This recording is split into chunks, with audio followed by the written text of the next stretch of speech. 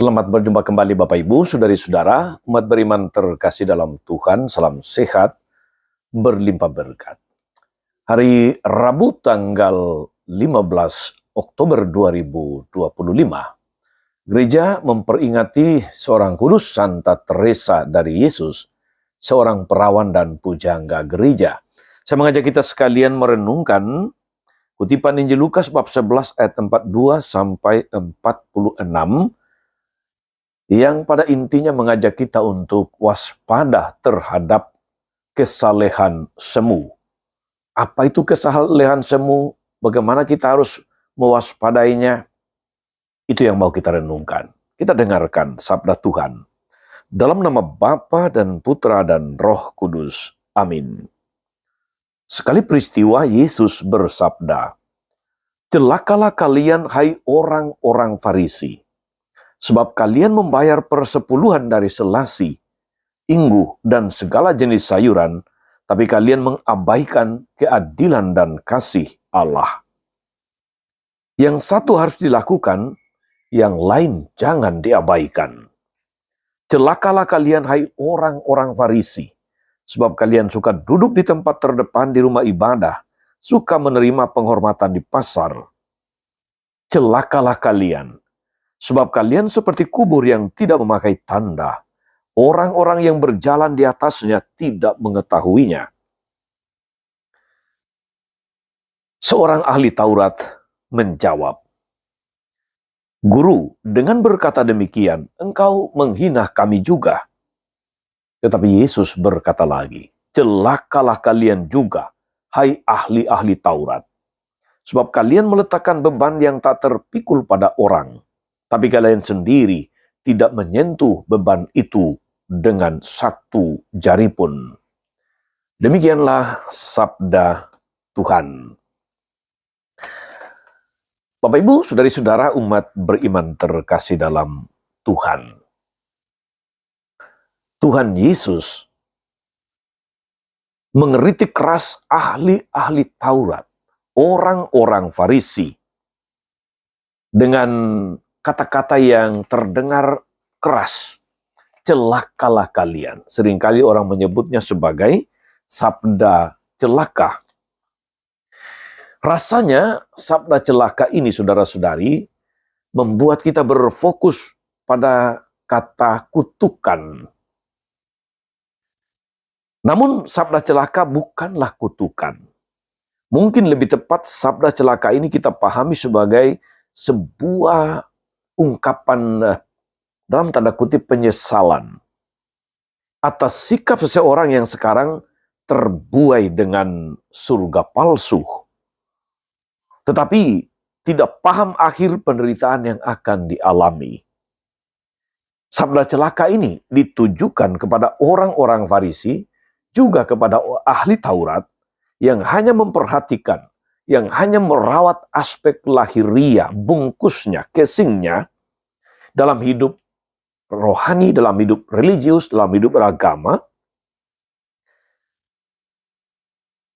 namun tidak serius merawat aspek batinia, isi dalam, dan makna mendalam dari setiap praktik hidup religius itu.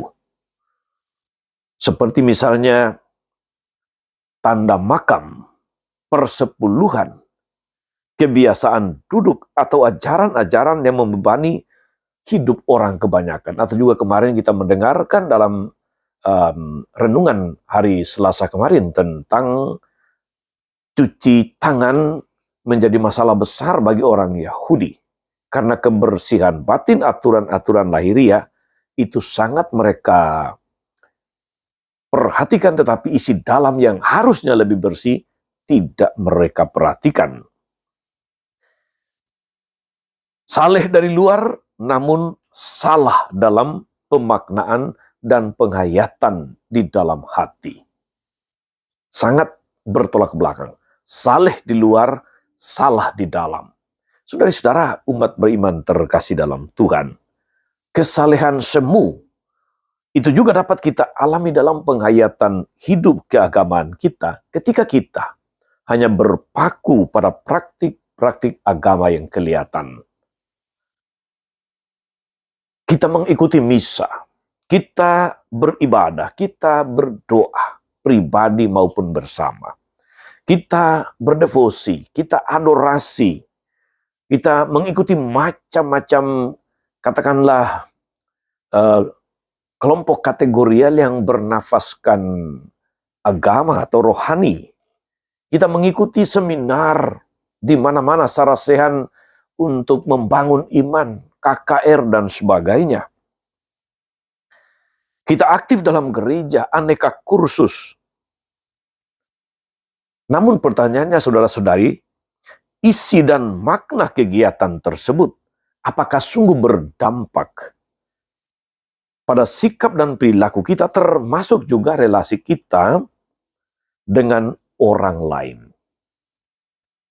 Semua praktik itu tentu saja tidak salah, baik-baik saja. Namun kadang kurang kita dalami, kadang kurang kita maknai. Untuk mendalami setiap praktik hidup keagamaan, tentu saja kita perlu selalu belajar, saudara-saudari. Kita selalu merenung, kita selalu waspada, kita menangkap makna yang ada di dalamnya. Kita perlu sadar bahwa hidup keagamaan kita seharusnya berdampak pada cara berpikir, cara bertutur kata, cara kita bersikap, cara kita menjalani hidup sehari-hari sebagai kesaksian hidup para pengikut Kristus. Hidup kekristenan yang benar membuat kita semakin serupa dengan Kristus dalam karakter, dalam cara hidup, dalam pola perilaku kita. Dengan begitu, kita sungguh menjadi citra Allah. Semoga saudara-saudari kita diteguhkan untuk waspada terhadap kesalehan semu. Waspada terhadap begitu menekankan hal-hal lahiriah dalam hidup beragama tapi lupa akan isi dalam. Dan justru yang tidak kelihatan, yang di dalam batin dan dalam hati itulah yang paling utama. Selamat beraktivitas, selamat melayani. Tuhan Yesus memberkati. Amin. Ya Allah Bapa yang penuh kasih, kami bersyukur atas firman-Mu yang disampaikan Yesus kepada kami. Semoga praktik hidup keagamaan kami dapat mengubah cara berpikir, cara hidup, pola perilaku kami sehari-hari untuk semakin selaras dan makin serupa dengan karakter Kristus Putra-Mu. Dialah Tuhan dan Juru Selamat kami. Amin. Saudari-saudara sekalian, berkat Allah turun atas saudari-saudara. Atas mereka yang kita doakan atau kita janjikan doa, mereka yang sakit dan menderita, segala rencana, karya, dan pelayanan hari ini, Bapa dan Putra dan Roh Kudus. Amin. Tetap sehat, teruslah menjadi berkat.